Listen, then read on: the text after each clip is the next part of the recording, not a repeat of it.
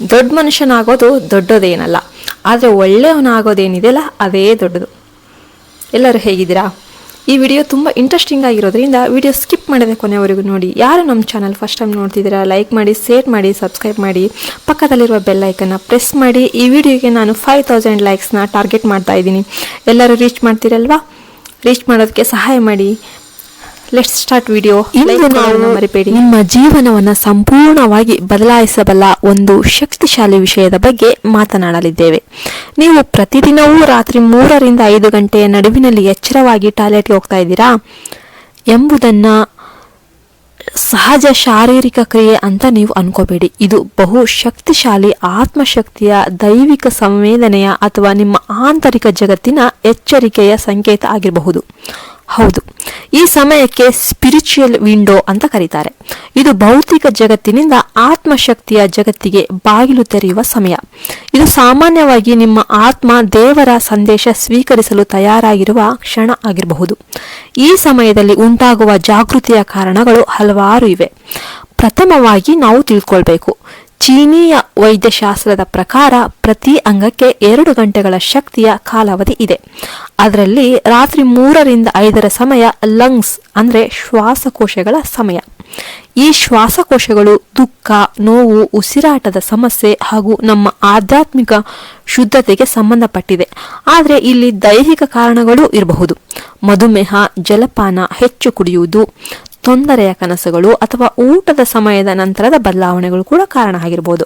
ಆದರೆ ವೈದ್ಯಕೀಯ ಸಮಸ್ಯೆ ಇಲ್ಲದಿದ್ರೂ ಕೂಡ ಈ ಸಮಯದಲ್ಲಿ ಎಚ್ಚರ ಆಗ್ತಿರೋದು ಶಕ್ತಿಯ ಸೂಚನೆ.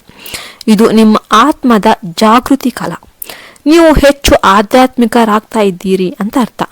ನಿಮ್ಮ ತಲೆ ಮೇಲೆ ದೇವರ ಕೃಪೆ ಇದೆ. ಈ ಸಮಯದಲ್ಲಿ ದೇವರು ನಿಮ್ಮನ್ನು ಎಚ್ಚರಗೊಳಿಸ್ತಾ ಇದ್ದಾರೆ. ಅವರ ಮಾತುಗಳನ್ನ ಕೇಳು ಅಂತ ಎಚ್ಚರಿಸ್ತಾ ಇದ್ದಾರೆ. ನೀವು ಈ ಸಮಯದಲ್ಲಿ ಎಚ್ಚರವಾಗಿ ಧ್ಯಾನ ಮಾಡಿದ್ರೆ ಅಥವಾ ನಾಮಸ್ಮರಣೆ ಮಾಡಿದ್ರೆ ಅದರಿಂದ ತಕ್ಷಣ ಶಾಂತಿ, ಬೆಳಕು, ಆತ್ಮಶುದ್ಧತೆ ಮತ್ತು ಜೀವರೂಪದಲ್ಲಿ ಪರಿವರ್ತನೆ ಉಂಟಾಗಬಹುದು. ಇದು ಮನಸ್ಸಿಗೆ ಮತ್ತು ದೇಹಕ್ಕೆ ಶುದ್ಧಿ ಕೊಡುವ ಸಮಯ. ಬ್ರಹ್ಮ ಮುಹೂರ್ತ ಎಂದೇ ಪ್ರಾಚೀನ ಕಾಲದಿಂದ ಪ್ರಸಿದ್ಧವಾಗಿರುವ ಈ ಸಮಯವನ್ನ ಹಿಂದೂ ಧರ್ಮದಲ್ಲಿ ದೇವತೆಗಳ ಸಮಯ ಅಂತ ಪರಿಗಣಿಸ್ತಾರೆ. ಈ ಸಮಯದಲ್ಲಿ ಎಚ್ಚರವಾದಾಗ ಹಾಸಿಗೆಗೆ ಬಿದ್ದು ಮತ್ತೆ ಅಲ್ಲೇ ಹೊರಳಾಡೋದು ದೊಡ್ಡ ತಪ್ಪು. ಅದರ ಬದಲು ಎದ್ದು ಪ್ರಾರ್ಥನೆ ಮಾಡಿ, ದೇವರನ್ನ ಧ್ಯಾನಿಸಿ, ಹನುಮಾನ್ ಚಾಲೀಸ, ವಿಷ್ಣು ಸಹಸ್ರನಾಮ, ಶ್ರೀರಾಮನಾಮ ಅಥವಾ ಓಂ ನಮೋ ನಾರಾಯಣ, ಹೀಗೆ ಓಂ ನಮ ಶಿವ, ಇದರಿಂದ ಎಷ್ಟೊಂದು ಉತ್ಸಾಹ, ಆತ್ಮಶಕ್ತಿ, ನೈರ್ಮಲ್ಯ ಮತ್ತು ಸಮಾಧಾನವನ್ನ ನೀವು ಅನುಭವಿಸ್ತೀರಾ. ಈ ಸಮಯದಲ್ಲಿ ಹೃದಯ ತೊಳೆದುಕೊಳ್ಳುತ್ತೆ, ಅದು ಜ್ಞಾನದ ನದಿಯಾಗಿ ಹರಿಯುತ್ತೆ. ನಮ್ಮ ಜೀವನದಲ್ಲಿ ನಡೆಯುತ್ತಿರುವ ನಸುಕಿನ ಸಂಕೇತಗಳಿಗೆ ತ್ವರಿತವಾಗಿ ಸ್ಪಂದನೆ ಕೊಡಬೇಕು. ಈ ಸಮಯದಲ್ಲಿ ದೇವರು ನಿಮ್ಮ ಸಮಸ್ಯೆಗಳಿಗೆ ಪರಿಹಾರ ನೀಡಲು ಸನ್ನದ್ಧರಾಗಿರ್ತಾರೆ.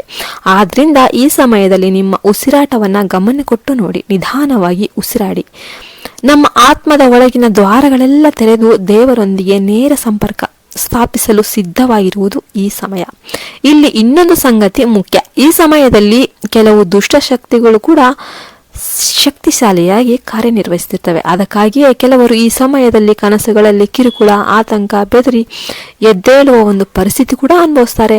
ಅಂತಹ ಸಮಯದಲ್ಲಿ ದೇವರ ನಾಮವನ್ನ ಪಠಿಸುವುದು ಅತ್ಯಂತ ಶ್ರೇಷ್ಠ.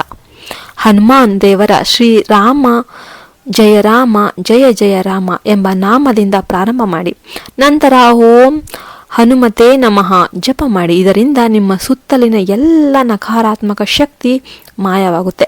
ಈ ಸಮಯದಲ್ಲಿ ಟಾಯ್ಲೆಟ್ಗೆ ಹೋಗುವ ಅವಶ್ಯಕತೆ ಉಂಟಾದಾಗ ಅದು ಶರೀರದ ಮೂಲಕ ನಿಮ್ಮ ಆತ್ಮ ಜಾಗೃತಿಯ ಸಂದೇಶವನ್ನು ನೀಡುತ್ತಾ ಇದೆ. ಈ ಸಮಯದಲ್ಲಿ ನೀವು ಏನ್ ಮಾಡಬೇಕು ಎಂಬ ಪ್ರಶ್ನೆಗೆ ಉತ್ತರ ಬಹಳ ಸರಳ. ಹನುಮಾನ್ ಚಾಲಿಸ ಓದಿ, ನೀರು ಕುಡಿಯಿರಿ, ಮನಸ್ಸನ್ನು ಶಾಂತಗೊಳಿಸಿ, ನಂತರ ಮತ್ತೆ ಹಾಸಿಗೆಗೆ ಹೋದ್ಮೇಲೆ ಕೂಡ ನೀವು ದೇವರ ನಾಮವನ್ನ ಹೇಳ್ತಾ ಇರಿ. ನೀವು ಜೀವನದಲ್ಲಿ ಯಾವುದೇ ಸಂಕಷ್ಟದಿಂದ ಹೋದ್ರೂ ಕೂಡ ಈ ರೀತಿ ಮಾಡಿದ್ರೆ ಧೈರ್ಯ ಉಂಟಾಗುತ್ತೆ. ಇದು ದೇವರ ಕಾಳಜಿಯ ಒಂದು ಸಂಕೇತ. ಆ ದೇವರು ನಿಮ್ಮನ್ನು ನೋಡ್ಕೊಳ್ತಾ ಇದ್ದಾರೆ, ನಿಮ್ಮನ್ನು ಹೊಸ ದಿಕ್ಕಿನಲ್ಲಿ ಕರೆದೊಯ್ಯಲು ತಯಾರಾಗಿದ್ದಾರೆ. ಆದ್ರಿಂದ ಪ್ರತಿ ರಾತ್ರಿ ಈ ಸಮಯದಲ್ಲಿ ಎಚ್ಚರವಾಯಿತಂತಂದ್ರೆ ಅದನ್ನು ಆಶೀರ್ವಾದವಾಗಿ ತಗೊಳ್ಳಿ. ನೀವು ಅತ್ಯಂತ ಶಕ್ತಿಶಾಲಿ ಆತ್ಮ, ನಿಮ್ಮ ಆತ್ಮದ ಬೆಳಕು ಹರಿದಾಡ್ತಾ ಇದೆ. ಈ ಸಮಯದ ಒಂದು ಪವಿತ್ರತೆಯನ್ನ ನೀವು ಬಳಸಿಕೊಂಡು ನಿಮ್ಮ ಇಚ್ಛೆಗಳನ್ನ ದೇವರಲ್ಲಿ ಅರ್ಪಣೆ ಮಾಡಿ. ಹೃದಯದಿಂದ ದೇವರೇ ನನಗೆ ದಾರಿ ತೋರಿಸು ಅಂತ ಕೇಳಿ. ನಾನು ಇಲ್ಲಿ ತಾನಾಗಿಯೇ ಎಚ್ಚರವಾಗ್ತಿದ್ದೆ ಅಂದರೆ ನೀನು ನನ್ನೊಡನೆ ಇದ್ದೀಯ ಅಂತ ನಾನು ನಂಬಿದ್ದೇನೆ ಅಂತ ಆ ಭಗವಂತನಿಗೆ ಹೇಳಿ. ನೀವು ಅನುಭವಿಸುತ್ತಿರುವ ಒಂದು ಅಚ್ಚರಿ ನಿಮಗೆ ಗೊತ್ತಾಗೋದಿಲ್ಲ. ಇದು ಕೇವಲ ಟಾಯ್ಲೆಟ್ಗೆ ಹೋಗೋ ಒಂದು ನಿಟ್ಟಲ್ಲ, ಇದು ಆಧ್ಯಾತ್ಮಿಕ ಆಹ್ವಾನ. ನೀವು ಈಗ ಶುದ್ಧ ಚಕ್ರಗಳಲ್ಲಿ ಶಕ್ತಿ ಹರಿಯುತ್ತಿರುವುದು. ಈ ಸಮಯದಲ್ಲಿ ಕಿಡ್ನಿ, ಮೂತ್ರಪಿಂಡ ಮತ್ತು ಶ್ವಾಸಕೋಶಗಳಲ್ಲಿ ಶುದ್ಧೀಕರಣ ನಡೆಯುತ್ತೆ. ಇದನ್ನು ದೈವಿಕ ದಾನವಾಗಿ ನೋಡಿ. ನೀವು ಅದನ್ನು ಸದುಪಯೋಗ ಪಡಿಸಿಕೊಳ್ಬೇಕು. ಇನ್ನು ನೀವು ಈ ಸಮಯದಲ್ಲಿ ಯಾರೋ ತನ್ನ ಹತ್ತಿರ ಕರೆಯುತ್ತಾ ಇದ್ದಾರೆ ಅಂತ ಏನಾದರೂ ನಿಮಗೆ ಅನಿಸಿದ್ರೆ ಅದು ನಿಮ್ಮ ಪಿತೃಗಳು ಅಥವಾ ಗುರುಗಳ ಒಂದು ಸೂಚನೆ ಆಗಿರಬಹುದು. ಅವರು ನಿಮಗೆ ದಾರಿ ತೋರಿಸೋದಕ್ಕೆ ಬಂದಿರಬಹುದು. ಅಂತಹ ಸಮಯದಲ್ಲಿ ನೀವೇನಾದರೂ ಹಾಸಿಗೆ ಬಿದ್ದು ಅಲ್ಲೇ ಹೊರಳಾಡಿ ಅಲ್ಲೇ ನಿದ್ದೆ ಮಾಡಬಾರ್ದು. ನಾನು ಜೀವಿಯ ಇರುವಂತೆ ನಾನು ಶುದ್ಧವಾಗಿರಬೇಕು ಎಂಬ ಧ್ಯೇಯದಿಂದ ದೇವರನ್ನ ಪ್ರಾರ್ಥನೆ ಮಾಡಿ. ಈ ಶಕ್ತಿಯನ್ನ ನಾನು ಒಳಗೊಂಡು ಜಗತ್ತಿಗೆ ಬೆಳಕು ಹರಡಬೇಕೆಂಬ ಸಂಕಲ್ಪ ಮಾಡ್ರಿ. ಇದರಿಂದ ನಿಮ್ಮ ಚಿತ್ತ ಶಾಂತವಾಗುತ್ತೆ, ಹೃದಯದಲ್ಲಿರುವ ನೋವು ಮಾಯವಾಗುತ್ತೆ. ಈ ಸಮಯದಲ್ಲಿ ನಿಮ್ಮ ಹೃದಯದ ಬಾಗಿಲು ದೇವರಿಗೆ ತೆರೆಯುತ್ತೆ. ಅವರು ನಿಮ್ಮ ಹೃದಯದಲ್ಲಿ ಧ್ವನಿ ಕೊಡುವ ಮೂಲಕ ನಿಮ್ಮನ್ನ ಬೆಳಕಿನ ಕಡೆಗೆ ಕರೆದೊಯ್ತಾರೆ. ಈ ಸಮಯದಲ್ಲಿ ಬೆಳಕಿನ ಜಾವದ ಮಂಜು, ಹಕ್ಕಿಗಳ ಕಲರವ, ಶುದ್ಧ ಗಾಳಿ ಇದನ್ನೆಲ್ಲ ನೀವು ಅನುಭವಿಸುತ್ತಾ ಪ್ರಾರ್ಥನೆ ಮಾಡಿದ್ದೆ ಆದರೆ ನಿಮ್ಮ ಆತ್ಮದ ದಿಕ್ಕು ಶುದ್ಧಗೊಳ್ಳುತ್ತೆ. ದೈನಂದಿನ ಜೀವನದಲ್ಲಿ ನೀವು ಹೆಚ್ಚು ಏಕಾಗ್ರತೆ, ಸಮಾಧಾನ ಮತ್ತು ಧೈರ್ಯದಿಂದ ಮುನ್ನಡೆಯುತ್ತೀರಾ. ಪ್ರತಿಯೊಬ್ಬರೂ ಈ ಸಮಯವನ್ನ ಸದುಪಯೋಗ ಪಡಿಸಿಕೊಳ್ಳಲೇಬೇಕು ನೋಡಿ. ಈ ಸಮಯವನ್ನು ಅರಿತುಕೊಂಡು ನಾವು ಪಾಪದಿಂದ ಪವಿತ್ರತೆಯ ಕಡೆಗೆ, ದುಃಖದಿಂದ ಶಾಂತಿಯ ಕಡೆಗೆ, ಅಜ್ಞಾನದಿಂದ ಜ್ಞಾನದ ಕಡೆಗೆ ಸಾಗಬೇಕು. ಈಗ ನಿಮ್ಮ ಬಳಿ ಈ ಶಕ್ತಿ ಬಂದಿದೆ ನೋಡಿ. ನೀವು ಪ್ರತಿನಿತ್ಯ ಈ ಸಮಯದಲ್ಲಿ ಎಚ್ಚರವಾದಾಗ ದೇವರ ನಾಮ, ಪ್ರಾರ್ಥನೆ, ಧ್ಯಾನ ನಿಮ್ಮ ಜೀವನದ ಒಂದು ಭಾಗ ಆಗಿರಲಿ. ಇದು ನಿಮ್ಮನ್ನು ಸಂಪೂರ್ಣವಾಗಿ ಶುದ್ಧಗೊಳಿಸುತ್ತೆ. ಇದು ನಿಮ್ಮ ಬದುಕನ್ನ ತಿರುವು ಮಾಡುತ್ತೆ. ಈ ಶಕ್ತಿ, ಈ ಜಾಗೃತಿ, ಈ ಸಮಯ ಇವೆಲ್ಲವೂ ನಿಮ್ಮ ಹತ್ತಿರ ಬಂದಿದ್ದು ಅರ್ಥವಿಲ್ಲದೆ ಅಲ್ಲ. ಈಗ ನಿಮ್ಮ ಬದುಕಿನಲ್ಲಿ ನಿಜವಾದ ಪರಿವರ್ತನೆ ಆರಂಭವಾಗಿದೆ. ಫ್ರೆಂಡ್ಸ್, ಇದಾಗಿತ್ತು ವಿಡಿಯೋ ಇಷ್ಟ ಆದರೆ ದಯವಿಟ್ಟು ಲೈಕ್ ಮಾಡಿ, ಸಬ್ಸ್ಕ್ರೈಬ್ ಮಾಡಿ, ಪಕ್ಕದಲ್ಲಿರುವ ಬೆಲ್ ಐಕನ್ನ ಪ್ರೆಸ್ ಮಾಡಿ. ವಿಡಿಯೋ ಲೈಕ್ ಮಾಡೋದನ್ನ ಮರಿಬೇಡಿ. ಜೈ ಹಿಂದ್, ಜೈ ಭಾರತ್ ಮಾತೆ.